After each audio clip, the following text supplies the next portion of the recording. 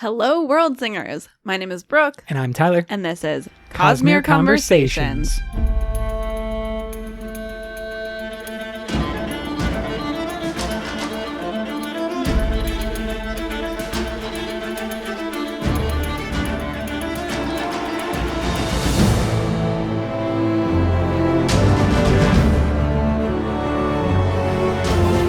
Hello, all you lovely friends. We are back again with another one of Hoid's Parables. This is going to be the last of our Hoid's Parables series, and we saved maybe the best for last, certainly the most recent for last. The most recent. Today we're going to be looking at the dog and the dragon from chapter 80 of Rhythm of War. For those of you that are following along, I know there are many of you. And for everyone else, you are welcome to join the conversation on the different social medias like Twitter, Facebook, Reddit, all the different things. Patreon, everything exists for you. This is an interesting one in a few different ways. When I started thinking about potentially doing this episode, I was kind of like, what are we going to say about it? Because it's so much more straightforward of a story than many of the parables we've talked about, which we've kind of needed to like interpret and really dive into.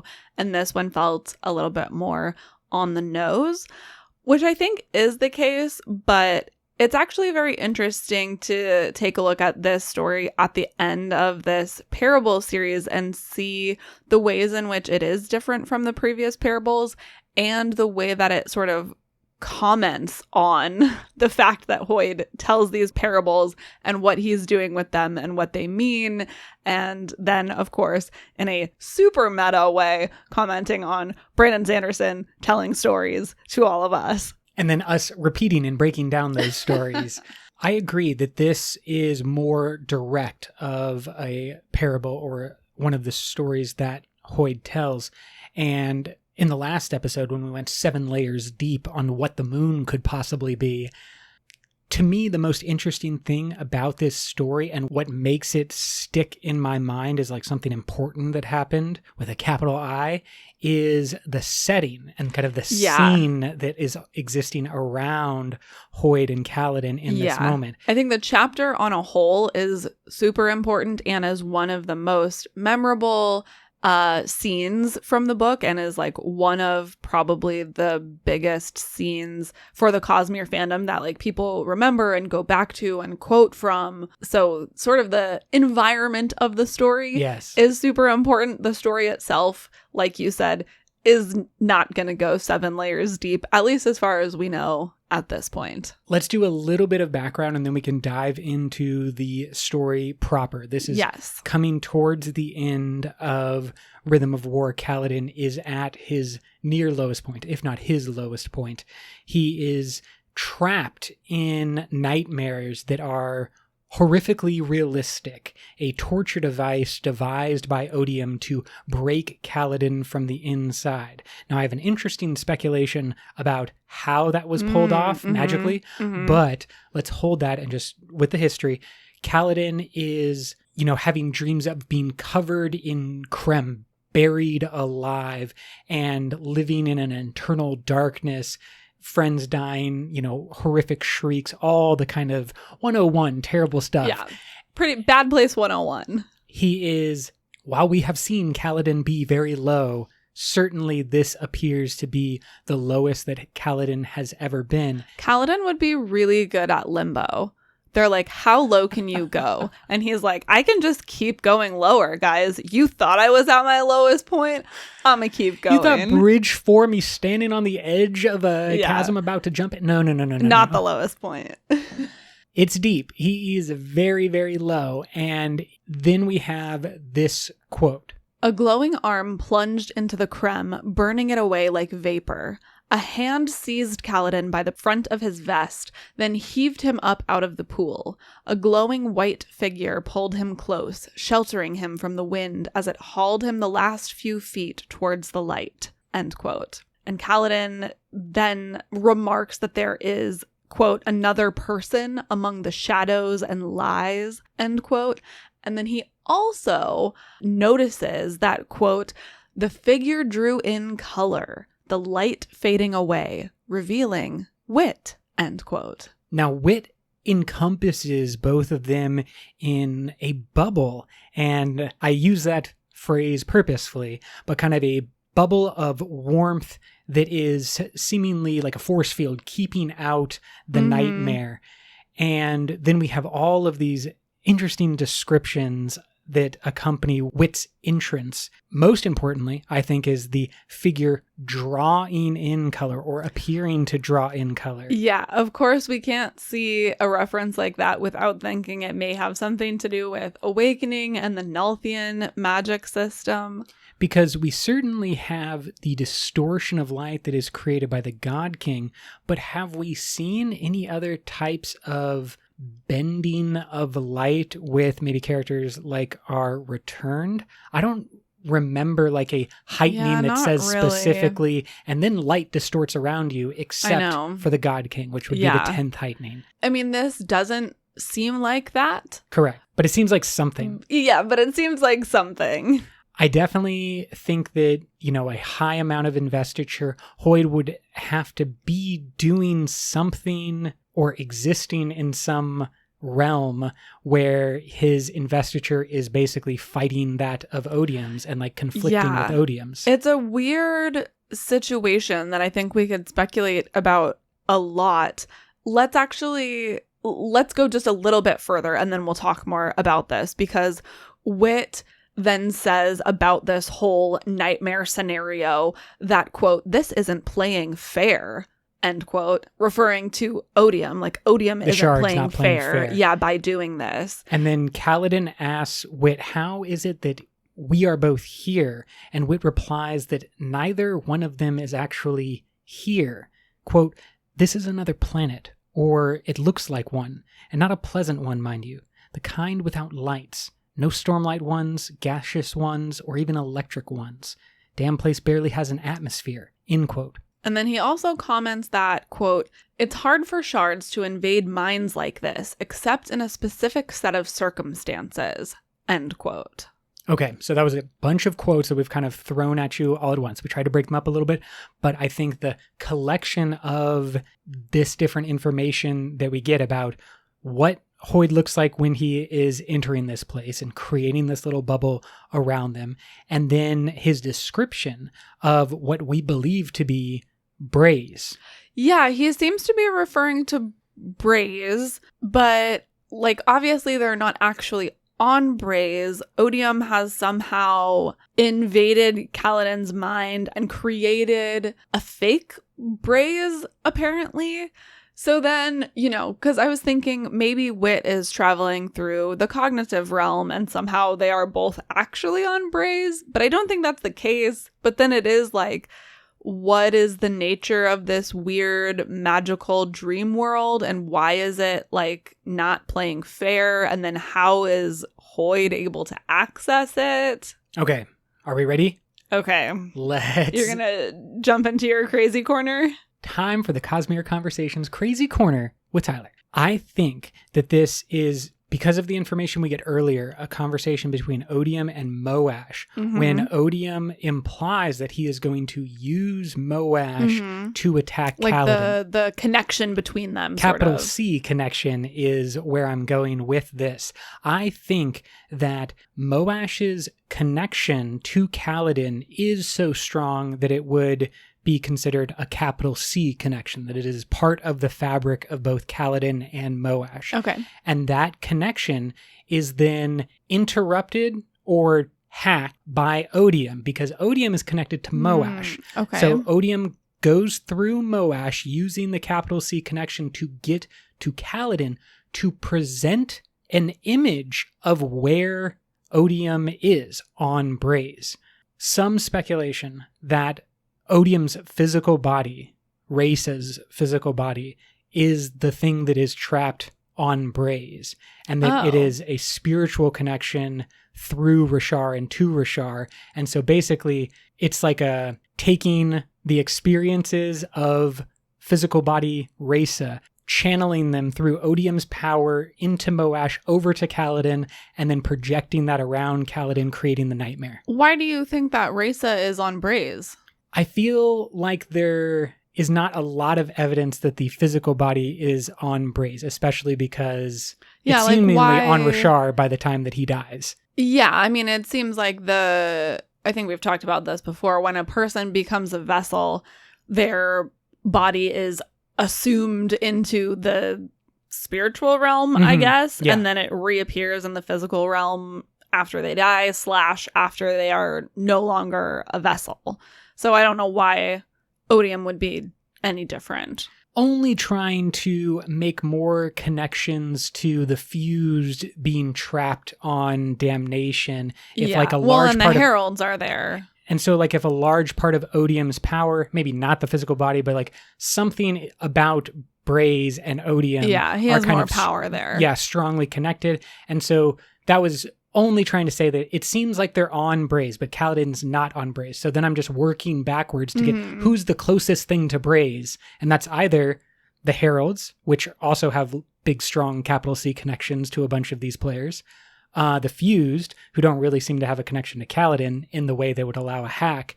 And Odium himself. So I just was trying to do like a process of elimination to get us, how do we get to Braze? Yeah. And that's then opening up the door to the question of how does Hoid intercept or like be a part of this communication between Odium, Moash, and Kaladin? Yeah, I think there's just a question of like, what exactly is this and where is it? Hoid says at some point that it is similar to the visions that Dalinar received from Honor / the Stormfather. But I think even that is like not really clear if that's happening in the cognitive realm or the spiritual realm or something completely different. I mean, even on our Earth, we're like, question mark, what are dreams? You know?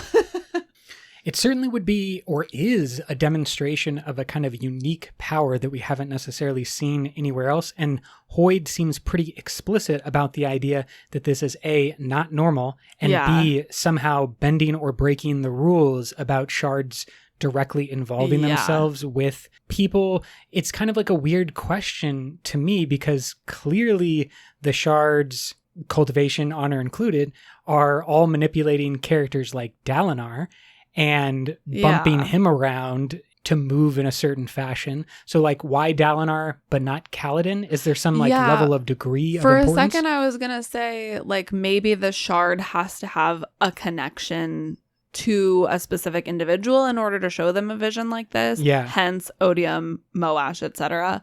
But now I'm remembering, I mean, it's not like Honor or the Stormfather had a connection to Dalinar before they started showing him visions. I feel like the Stormfather says, like, I could choose someone that seemed good and give them visions. So that theory is in the trash. It does remind me of the difference between Vin and Kelsier dealing with the power of preservation and how they have to have some kind of affinity. Yes, or connection to those shards. Kelsier being too much of ruin to properly wield the shard of preservation. Maybe there's something similar.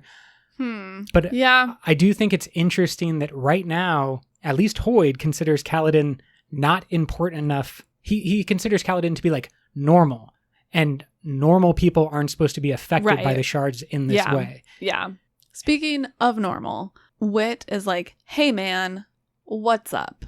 Talk to your Wit here. Welcome to Wit's Psychiatry Hour. Exactly. He sets ended up in my space bubble.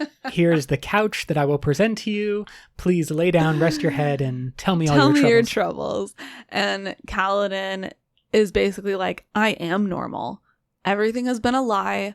I'm not a strong hero type. Not Stormblessed. I've never been strong enough. It's just, all a front. He's like, I've been fronting real hard. And Wit is basically just like, okay, yeah, I get that. He does a really good job of like active listening and just validating Kaladin's experience, which is impressive for Hoid. Hoid says, quote, "It's not such a terrible thing to be weak. Makes us need one another."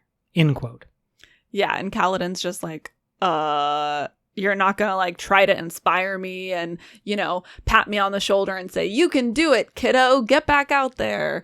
And Wit's like, no, I mean, you know what your limits are. we're just gonna chill here and eat some pretend stew that's not really here, but it will make you feel better. I definitely feel like if I was Hoid, I would just be like, look around, bro. Like, you're right. This is a sad, sad day. There's a bunch of bad stuff going on, especially at that point. Yeah. Clearly a rough time for everyone across Rashar. And then we get, the opening of Kaladin, the weakness of Kaladin that is then expressing itself when Kaladin asks Wit to tell him a story. The first notable difference between this parable and all of the others. Quote, Wit, Kaladin said, do you maybe have a story you could tell me? Wit froze, spoon in his mouth. He stared at Kaladin, lowering his hand, leaving the spoon between his lips, before eventually opening his mouth to stare slack-jawed, the spoon falling into his waiting hand. What? Kaladin asked. Why are you so surprised? Well, Wit said, recovering, it's simply that I've been waiting for someone to actually ask. They never seem to. He grinned, then leaned forward and lowered his voice. There is an inn, he whispered, that you cannot find on your own. You must stumble across it on a misty street late at night, lost and uncertain in a strange city. The door has a wheel on it, but the sign bears no name. If you find the place and wander inside, you'll meet a young man behind the bar. He has no name. He cannot tell it to you, should he want to. It's been taken from him. But he'll know you, as he knows everyone who enters the inn. He'll listen to everything you want to tell him, and you will want to talk to him. And if you ask him for a story, he'll share one like he shared with me, and I will now share it with you. End quote. Now this is immediately a very interesting beginning. It is such an interesting beginning, giving us so many different rabbit holes that we can go down. It almost seems infinite. Like it's a whack-a-mole situation because everyone has a little... clearly to be a reference to another story. Yeah. And we don't want to say we know for sure. I don't think that there's a specific word of Brandon about where this comes from. There's not a word of Brandon, but there is a word of Peter. Good old Peter. So when I first read this, I was like, wait, is this a reference to Name of the Wind? I thought maybe it was talking about the bar and the innkeeper in Name of the Wind. And it's been a while since I've read that book. And so I was like, is there something on the door? I can't really remember, but I feel like maybe this is kind of the same. As a slightly bigger fan of Name of the Wind, I do not think that the Waystone Inn would fit the description here, but that's the type of thing that really starts to jump to the front of your mind. There are other references, though, specifically the Wheel of Time. Yes, according to Peter, it is a deep Wheel of Time fandom reference. Like, it seemed like from the word of Peter, not directly in the Wheel of Time, but something, like a Chicken Scout reference in the Cosmere, which is not actually anything in the Cosmere, just something in the fandom. That is what I gathered from a brief perusal of the internet. I love the idea of like a writing prompt where you begin with a little bit of information. There is an inn that you can only find when you are lost in a strange new city. And if you enter through the door that has a wheel, you will meet a man with no name. And then from there, the story is created and, you can go off in any direction. And so that's a little bit what this feels like. It's a prelude to allow for the story to exist. Yeah. And the story that Hoid tells that he says comes from the innkeeper is The Dog and the Dragon. And here we are at the story proper. Wit starts telling the story by saying that this story is meaningless. There is no moral. There's no point to this story. It's just a story. So again, something that is immediately setting this apart from all of the other parables that he has told. And when he tells Kaladin that the story is called The Dog and the Dragon, Kaladin says, The what and the what? You people, Wit said. A dog is a hound, like an axe hound. It's funny, you can't realize, Wit said.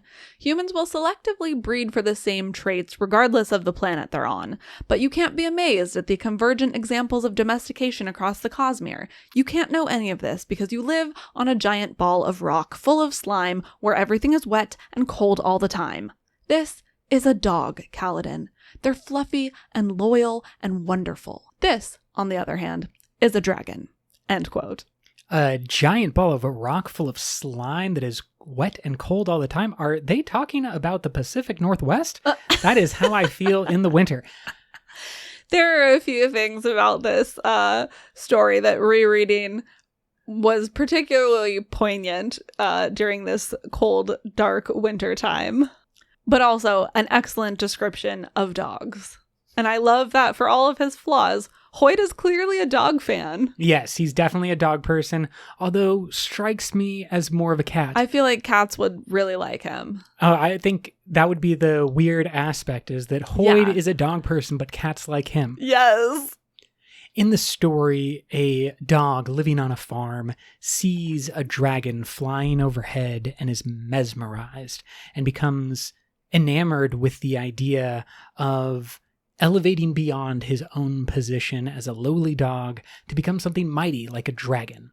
Yeah, and I think just to sort of at least try to read into this story a little bit, the dog is said to just be very common. You know, it's just the most ordinary dog ever that is very easy to be ignored, which I feel like is kind of how Kaladin is seeing himself at this point. He's like, look, I'm just normal. I'm just a regular guy on a regular planet, a regular human, and yet they have aspirations to become great. This is also when we get some intersection between Hoid and his spren Design. Yes, Design appears to help him tell the story, and Design is just wonderful. She's very sassy. She does not take any of Hoid's shit, and she is like maybe the only entity that we have seen to like truly test Hoid's patience. That's true. I mean, I do not believe that there are a lot of other characters that have been shown to just like instantly interrupt Hoid and, you know, break his stride. So like even when he interacts with Kelsier, obviously he doesn't like Kelsier, but he sort of just like swats him, right? Like a fly, and is just like, get out of my way. Like, you are Design not. seems to actually annoy him. Yes. Just be like, Design, this is my story time. Come on, man. He says, I have bonded a literal monster. To the story, for the dog, there are 3 steps to becoming a dragon. 1, you must have colorful scales. 2, you must speak the language of men. And 3, you must learn to fly. And he tries to accomplish each of these things one by one, even though, like Rudolph the Red-Nosed Reindeer, he's constantly being swatted down by everyone around him. Yes, oh my gosh, you're so right. This is a great seasonal story. Each time he learns new skills in an attempt to become a dragon, all of the other dogs on the farm tell him that he looks stupid and silly, and they continue to say, just go back to being a dog, you know, stop trying to be more than you are, basically. And then eventually he uses all of those skills to rescue the farmer's child from drowning in the well. A very classic Lassie scenario. So again, really direct with this story. But I do want to go through like the things that he learns, because he is trying to get colorful scales, and he comes up with a plan, a solution. He has a very creative. This is like the most impressive one in my opinion. Especially because dogs are colorblind. So I think he's just really well beyond his dogness already. He sees colorful seeds and he wants them to be his scales, but he can't just take all the seeds from the farmer. That would be stealing. He's so nice. Yeah, he's like, I'm not going to steal them from the farmer. And so he learns how to create more seeds. He learns that you can take a seed, plant it, over time, water it, take care of it, nurture it. It'll grow and produce more seeds. And he does all of those things. He like digs little holes, plants them with his mouth, covers them over. He waters them every day and like tends to his little garden plot, producing dozens and dozens of colorful seeds, which then he covers his body in like a, you know, sticky, wet mud thing, and then just gets all the seeds all over him. And he's like, look, I'm a dragon. And he gets immediately shut down, go back to being a dog. And the next one, he tries to learn the language of men. He is taught by the toddler who's also learning how to speak and write, and he learns how to scratch words in the dirt.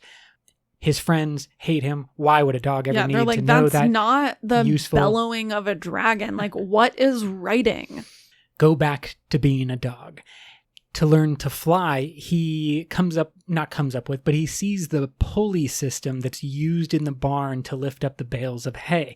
And he realizes that he can attach that to himself and allow him to fly into the air. This one is so funny. He calls all of the dogs in and he's like, I'm going to fly. Come watch me. And it even says he strikes a dramatic pose as he is slowly lowered down by the pulley system. And the other dogs are like, you're just falling very slowly. Clearly, they never saw Toy Story. He's falling with style. The and style. Slowly. It doesn't matter how quick you go. It's about the style. And he's got it in spades. As you said, it is all three of these things that allows him to find out that the toddler is in trouble or the baby's in trouble, warn everybody else by writing messages in the ground, and then saving and rescue the baby using the little contraption. And the conclusion of the story is so sweet. It's so sweet. The dog gets brought into the house for the evening and he's fed good food and he gets lots of love from the farmer and his family, and they give him a warm bed for the night instead of being in the cold, drafty barn. And it's so, so sweet. And the only thing that the dog can think is, quote, I could not become a dragon. I am an utter and complete failure, end quote. And Kaladin interjects and says, quote, that's the wrong ending, Kaladin said. That dog was incredible. He learned to write. How many animals can write on any world? Not many, I should say, Whit noted. He learned to farm and to use tools, Kaladin said. He saved a child's life. That dog is a storming hero. The story wasn't about him trying to be a hero, Whit said. It was about him trying to be a dragon, in which, pointedly, he failed. I told you, Design said happily. Dogs can't be dragons. Who cares, Kaladin said, stalking back and forth. By looking up at the dragon and by trying to become better, he outgrew the other dogs. He achieved something truly special. Kaladin stopped, then narrowed his eyes at Whit, feeling his anger turn to annoyance. This story is about me, isn't it? I said I'm not good enough. You think I have impossible goals, and I'm intentionally ignoring the things I've accomplished. Whit pointed with his spoon. I told you this story has no meaning. You promised not to assign it one. As a matter of fact, Design said, you didn't give him a chance to promise. You simply kept talking. Whit glared at her. Blah, blah, blah, blah, blah, she said, rocking her pattern head back and forth at each word. End quote.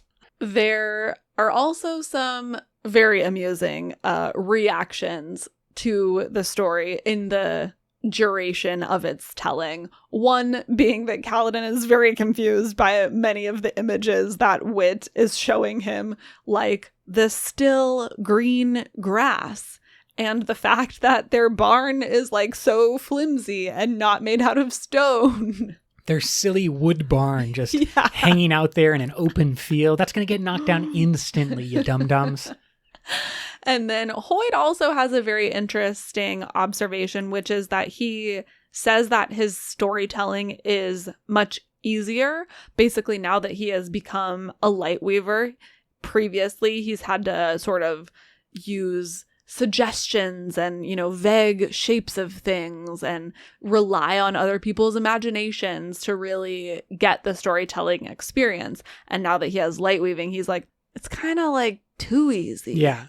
He went from being a storyteller in the traditional way to having an IMAX movie theater. Yeah. And he's just well, I don't know. I can show you Batman. Skill to this. Yeah, you're going to get the point. It's Batman. All of that silliness. And then we get to some truly lovely sentiments at the end here. Quote, can you tell me the real ending? Kaladin asked, his voice small, before I go back out. Whit stood and stepped over, then put his hand on Kaladin's back and leaned in. That night, he said, The little dog snuggled into a warm bed beside the fire, hugged by the farmer's children, his belly full. And as he did, the dog thought to himself, I doubt any dragon ever had it so good anyway. End quote. And Wit says that he can't keep this bubble up forever, that doing this has violated some agreement and opened him up to attacks from Odium. And so he's kind of like, hey man, we're out of time. Super sorry, but you're going to have to go back out into this nightmare. And Kaladin, of course, is sad, as we all would be. And he's like, everything is just going to be worse, isn't it? And this is probably one of my favorite lines in the Stormlight Archive, and one that I have been thinking about a lot lately, as I said, in these dark, cold winter days. Hoid says, quote, "This is life, and I will not lie by saying every day will be sunshine, but there will be sunshine again, and that is a very different thing to say. That is truth. I promise you, Kaladin, you will be warm again." End quote. And so while maybe the story is meaningless, the intent and the action of storytelling and the sharing of emotions around a story is not meaningless to Kaladin, not meaningless to Hoid or anyone else, and is, of course, in the story going to propel Kaladin forward and eventually swear the fourth ideal to have a conclusion to the arc that he was set on at the beginning of Rhythm of War.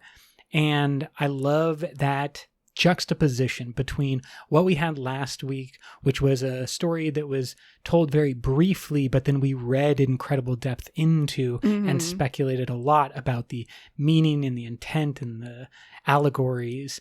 And this one that is far more straightforward, but seemingly packs a bigger punch because it's all a punch with emotion, or, it's all powered by emotion. And those small moments when having someone there at your lowest point is all that matters. Maybe saying the perfect story isn't the key. It's just about being there with someone. Yeah, I mean, this is kind of Kaladin's version of the girl who looked up moment. His lowest point when Hoid comes and tells him a story. And of course, we have to think about this as a comparison for these books, I think, in many of our lives, and just the value of art and storytelling in general, that having a story to reach to come to watch or read during our lowest points, even if it is not intended for what we use it for, our ability to glean meaning from even quote unquote meaningless stories is incredibly valuable and plays a huge part in, I think, most of our lives. Absolutely agree 100%. The meaning of something is the meaning that you give to it. And for Kaladin, this moment is immensely meaningful. I agree that it is comparable to the girl who stood up with Shallan, and taking us all the way back to the beginning of this episode when we were talking about how Hoid said, quote, "This is another planet, or it looks like one, and not a pleasant one, mind you, the kind without lights," end quote. As a reminder, The Girl Who Stood Up is a story about a girl who brings light into her world of darkness. And I am curious about maybe how often this tale has kind of been repeated, of a dark world where light is brought to, and Braze is one that has not had light yet. That's interesting. Complete speculation. Again, I'm just trying to milk it for all that it's worth. And when we look at the kind of full scope of Hoid's different parables that he has told throughout the Stormlight Archive, I certainly think that not all of these stories are on the exact same level in terms of the lore or the mythos or their importance. But what we will come to see is that the moments that the stories existed in were super significant for those characters. We know how The Girl Who Stood Up propelled Shallan in a different direction.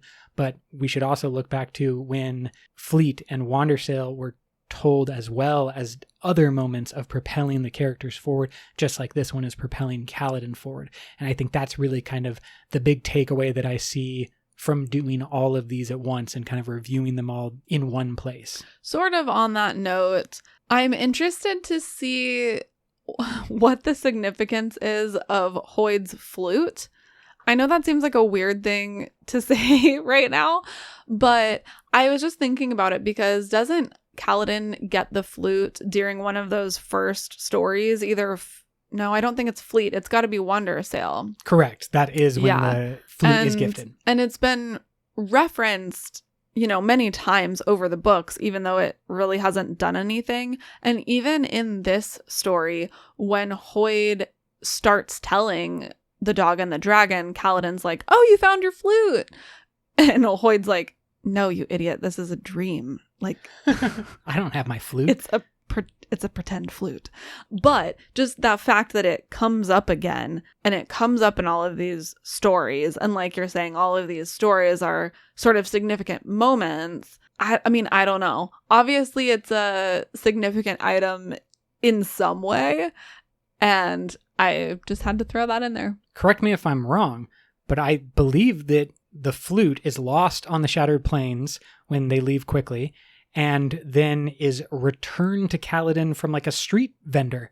Like the random Cabbage Patch guy also has a flute. No, he's like a trader of... I mean, it's basically a random Cabbage Patch guy, and he has the flute and Kaladin's horse from Tien. Yes. And so, major speculation. However, there is another of Brandon's works that we may be talking about on the Patreon that deals with a special item that kind of holds importance, maybe holds some connection. And maybe that's what Hoid's flute is able to do. Somehow connect with the individuals that it deems important or that the owner deems important. And then maybe allows a type of location. Maybe Kaladin's connection to the flute is actually what allowed Hoid, who's also connected to the flute, to get to Kaladin. Just kind of like as a totem, a special like marker in the physical, spiritual, and cognitive realm that could be helpful in some way. Like it's definitely not being mentioned for no reason. I think Hoid's flute is coming back around.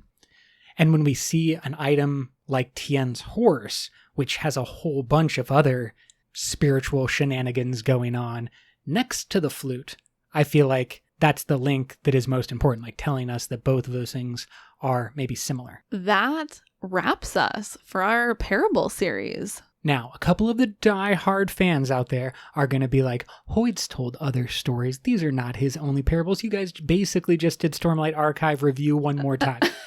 I hear you, but you're wrong, because the story that Hoid tells in Warbreaker when he is in the Court of the Gods is not on the same level of a parable. I don't count that as a parable. It is a story. It's more like a myth, and it's much shorter. The shortness is really the only reason it didn't get included, because we talked about that scene in depth in our Warbreaker review.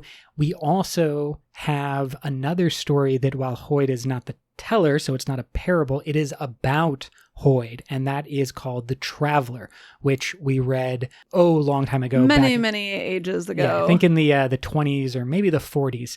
Look back in the history, find out where The Traveler is, and if you're interested in the specific other Hoid appearances throughout the Cosmere, they exist in the back catalog as well. And so I just wanted to say, for the diehards, all of the Hoidness is covered. We got plenty of Hoid episodes. Quick, tiny preview of what is coming up. Likely, we are hoping that there will be a State of the Sanderson big announcement this week.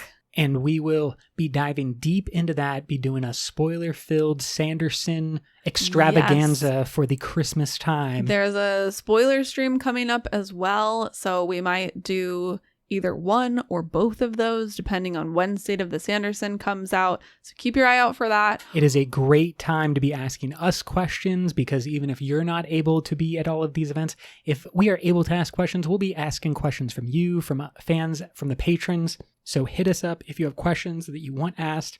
Speaking of, over on Patreon, we have a very exciting episode coming up because we're finally getting to Cytonic for our book club. I am just so loving this Skyward series. And so if you too are looking for a new series to read and you like the Cosmere, I would highly recommend the Skyward books. And you can always come listen to our bonus episodes on Patreon. And then in the new year, we've got a bunch of great Cosmere stuff coming up for the pod, including a short series on the book back blurbs, which are written from the perspective of a sleepless. So that's going to be great. Thanks so much for hanging out with us and following along. We look forward to the State of the Sanderson and the end of another great Cosmere year. Brooke, can you take us away? Until next time. Life before death. Strength before weakness. Journey before destination.